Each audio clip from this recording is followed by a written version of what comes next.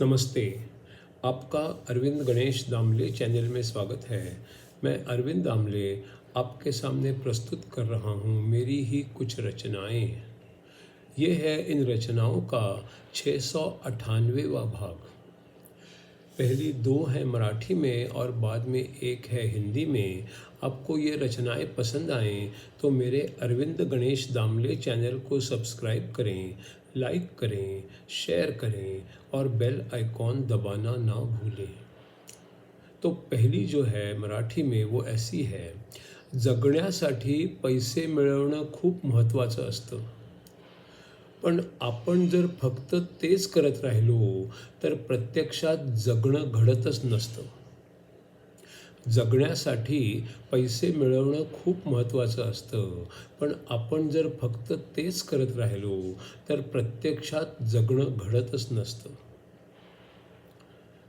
दुसरी रचना आहे, ती म्हणाली, ते तुमचे मित्र म्हणाले की मी खूप जाड दिसते. मी तिला म्हणालो, छे ग, त्याचा फायदा लक्षात घे ना. बाजारात खूप गर्दी असली तरी तुला शोधणे सोपे जाते. ती म्हणाली, ते तुमचे मित्र म्हणाले की मी हल्ली खूप जाड दिसते. मी तिला म्हणालो, छे ग, त्याचा फायदा लक्षात घे ना. बाजारात खूप गर्दी असली तरी तुला शोधणे सोपे जाते. तिसरी मराठीतली आहे, प्रत्येक पुरुषाची 3 अशी स्वप्न असतात जी कधीच पुरी होत नाहीत. पहिलं आहे, त्याच्या आईला तो लहानपणी जितका सुंदर वाटायचा तितकं प्रत्यक्षात सुंदर असावं हे स्वप्न. दुसरं स्वप्न आहे, त्याच्या मुलांना त्याच्याकडे जेवढे पैसे असावेत असे वाटते तेवढे त्याच्याकडे असावेत हे स्वप्न. तिसरं आहे, त्याच्या बायकोला जितक्या स्त्रियांशी त्याची मैत्री आहे असे वाटते तितके ते असावेत हे स्वप्न. प्रत्येक पुरुषाची 3 अशी स्वप्न असतात जी कधीच पुरी होत नाहीत. पहिलं स्वप्न, त्याच्या आईला तो लहानपणी जितका सुंदर वाटायचा तितकं प्रत्यक्षात सुंदर असावं हे स्वप्न. दुसरं स्वप्न, त्याच्या मुलांना त्याच्याकडे जेवढे पैसे असावेत असे वाटते तेवढे त्याच्याकडे असावेत हे स्वप्न. आणि तिसरं, त्याच्या बायकोला जितक्या स्त्रियांशी त्याची मैत्री आहे असे वाटते तितक्या स्त्रियांशी ती असावी हे स्वप्न. अभी चौथी कविता है आर्य चाणक्य की जीवनी और सीख पर आधारित, अगली 54वीं कड़ी। कोई लालची हो तो वो धन से जीता जाता है, पर्याप्त धन मिलने पर वो कुछ भी कर सकता है। कोई लालची हो तो वो धन से जीता जाता है, पर्याप्त धन मिलने पर वो कुछ भी कर सकता है। जो गर्व से लिप्त है उसके आगे कोई झुक जाता है, और स्तुति करता है तो उसको भी जीता जाता है। जो गर्व से लिप्त है उसके आगे कोई झुक जाता है, और स्तुति करता है तो उसको भी जीता जाता है। अगर कोई मूर्ख है तो उसकी हाँ में हाँ मिलाना है, इतना ही करने से उसको जीता जा सकता है। अगर कोई मूर्ख है तो उसकी हाँ में हाँ मिलाना है, इतना ही करने से उसको जीता जा सकता है।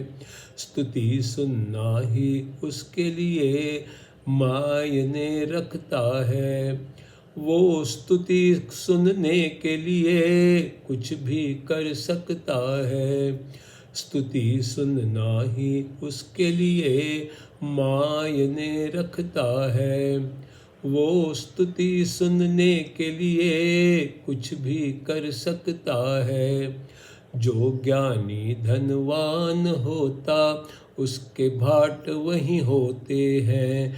जो सच कहीं भी ना बोलते हैं, प्रशंसा करते रहते हैं। जो ज्ञानी धनवान होता, उसके भाट वहीं होते हैं।